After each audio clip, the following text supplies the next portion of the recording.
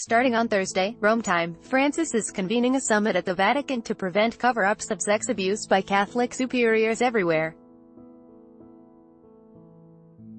As he does so, the debate over gay priests in the Church is becoming a divisive undercurrent of the summit itself. Pope Francis greets pilgrims at the end of his weekly general audience in the Paul VI Hall at the Vatican on Wednesday. Credit. A arch-conservative Catholic website published a commentary saying that gay clerics needed to leave the priesthood permanently. Two traditionalist cardinals wrote an open letter decrying the homosexual agenda that they said was spreading throughout the Church. And a gossipy 550-page book was set for release purporting to lift the veil on the double lives inside the Vatican, one of the biggest gay communities in the world. The gathering comes as many Catholic bishops and authorities around the world still try to protect the Church's reputation at all costs, denying that priests rape children and discrediting victims even as new abuse cases keep coming to light. Sex abuse survivors and members of the Ending Clergy Abuse take their message to the Vatican on Wednesday. Credit. Francis, history's first Latin American pope, has made many of the same mistakes. As Archbishop in Buenos Aires, he went out of his way to defend a famous street priest who was later convicted of abuse. He also took a handful of measures early on in his papacy that undermined progress the Vatican had made in taking a hard line against rapists. These include the pontiff publicly botching a well-known sex abuse cover-up case in Chile by initially giving it no credence. But Francis realized last year he had erred.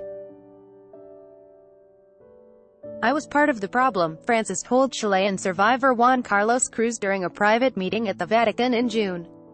Faithful arrive in St. Peter's Square to attend Pope Francis's Angelus noon prayer at the Vatican. Credit. The Pope has now done an about-face, and is bringing the rest of the Church leadership along with him at the extraordinary summit. Some 190 presidents of bishops' conferences, religious orders and Vatican offices are gathering for 4 days of lectures and workshops on preventing sex abuse in their churches, tending to victims and investigating abuse when it does occur. The Vatican isn't expecting any miracles, and the Pope himself has called for expectations to be deflated, but organizers say the meeting marks a turning point in the way the Catholic Church has dealt with the problem, with Francis's own conversion last year a key point of departure. Pope Francis poses for a photo with a group of priests at the end of his weekly general audience on Wednesday. Credit. I have been impressed by the humility of the Holy Father, said Maltese Archbishop Charles Scicluna, the Vatican sex crimes investigator who helped set Francis straight on Chile. He's ready to say, "I got that wrong. We're not going to do it again. We're going to do it right." "I think that gives us great hope," Scicluna said. But the challenges are daunting as the message trickles down slowly. Just this week, the online research group Bishop Accountability released statistics from 8 of the largest Catholic countries in the world, with the bishops from only one country, the U.S., committing to a policy to permanently remove any priest who has sexually abused a child. American members of the Survivors Network of Those Abused by Priests snap hold pictures of victims in St. Peter's Square ahead of the summit. Credit.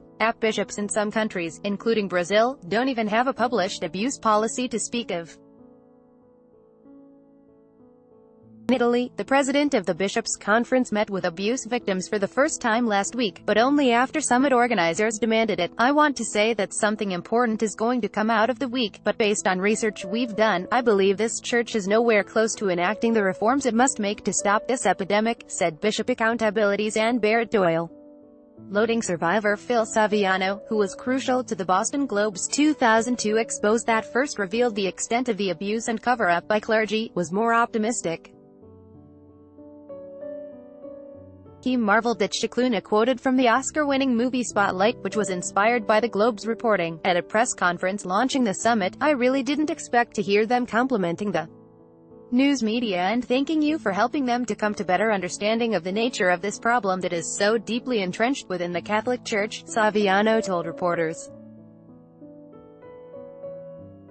Saviano joined a dozen abuse survivors at a meeting on Wednesday with summit organizers, and hand-delivered a letter calling for the Vatican to release the names of known abusive priests and their files. Do it to launch your new era of transparency, he said. A different group of survivors will join the bishops themselves, offering testimonies during daily prayers. The message, said Chilean abuse survivor Cruz, who organized the meeting with the summit committee members, is that bishops must listen to survivors and apply true zero tolerance at home. Those who have covered up, there is the door, Cruz told the AP. While abuse survivors are being well represented at the summit, women as a whole are not. Of the 190 participants, 10 are religious sisters representing orders in the summit, and 3 women will address the meeting. Other than that, the meeting is by men, and for men, the hierarchy of the Church.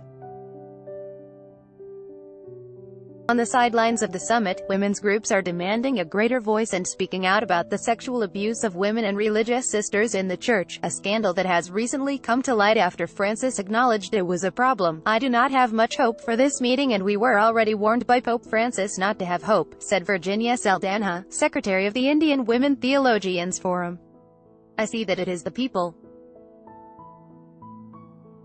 that have to raise voices that can bring about change, and, though abuse and sexuality have been found to have no correlation, according to widely accepted research, they have become intertwined on the ideological battlefield of the Church, and Catholics of all stripes have come to Rome this week, with some arguing that Pope Francis is overlooking homosexuality and diagnosing the root reasons for abuse.